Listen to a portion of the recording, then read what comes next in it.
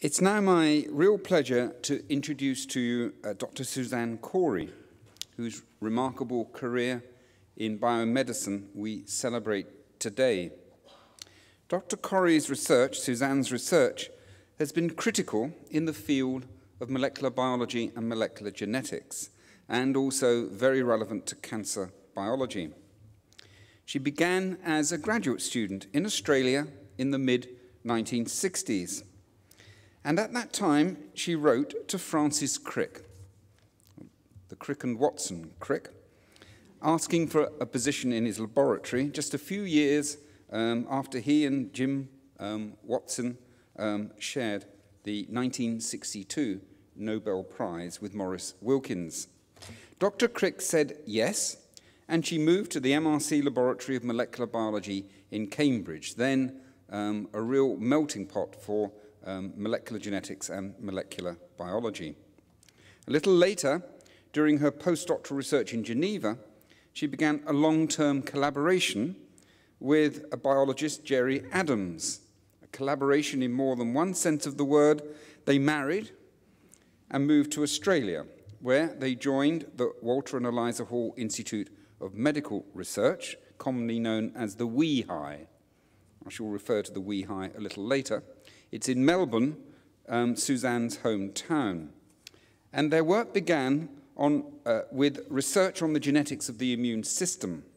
Now, in the immune system, there are cells called B lymphocytes, which produce an array of molecules, which we're all familiar with, antibodies, a major part of the machinery that enables our bodies to defend our cells against potentially infectious microorganisms.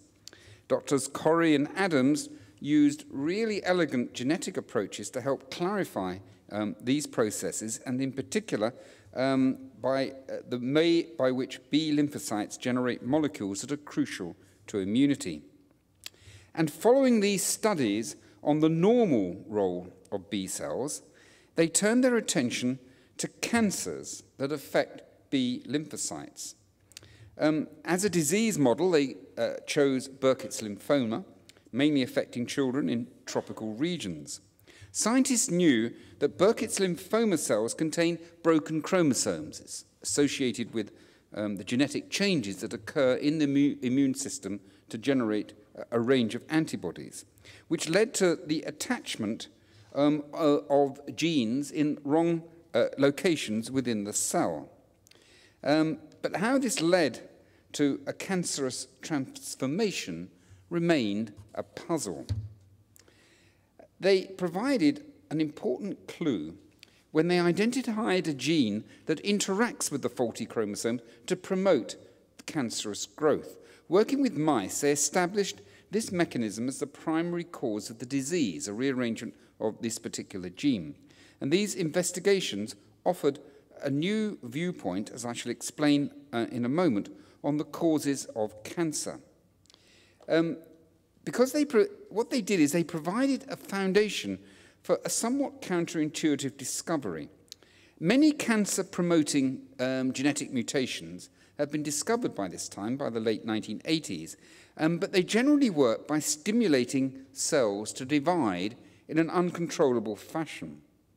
Dr. Cory and her colleagues found something rather different in these lymphoma cells. What was altered was a gene mutation that inhibits something called programmed cell death.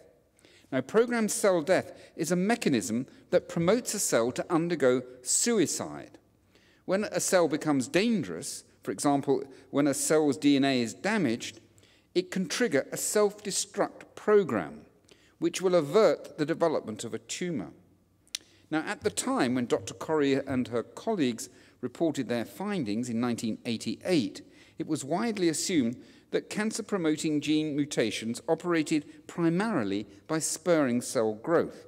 So the discovery of a genetic mutation that overrides cell death was a new idea, an important new idea, which had a different perspective on the problem of cancer. Now, since this time, other similar gene mutations have been found, and the inhibition of programmed cell death, also known as apoptosis, I think that's Greek for falling leaf, if I recall correctly. Actually, it was defined, in the UK, that's where they still speak Greek, of course, also known as apoptosis, and is truly one of the important discoveries in the cancer field today.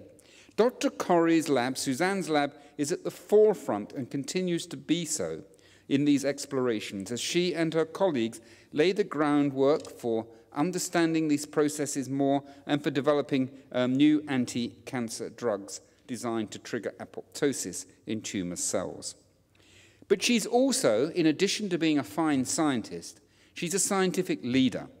In 1996, she became director of the WEHI, the Walter and Eliza Hall Institute, a post she held until July of this year. She was only the 5th person to direct the Institute since it was established in 1915, almost as old as Rockefeller, and of course she was the first woman.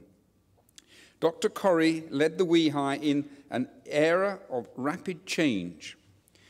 She's worked to improve the way the Institute operates, providing high-class core technologies, launching a major building project set to nearly double the size of the Institute by next year.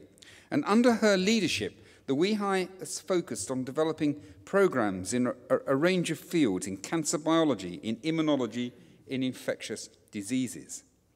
The Institute's initiatives in malaria research and malaria vaccine development reflect a long-term commitment to global health that Suzanne has championed throughout her tenure as director. She has enthusiastically endorsed the development of the biotech industry in Australia, while insisting that the fruits of biotechnology should benefit the whole of humanity. Suzanne has also implemented a successful nationwide program of science education and has promoted informed discussion about biomedical research and its role in society. Suzanne, we are honoured and delighted that you've travelled from the other side of the globe to be with us on this occasion.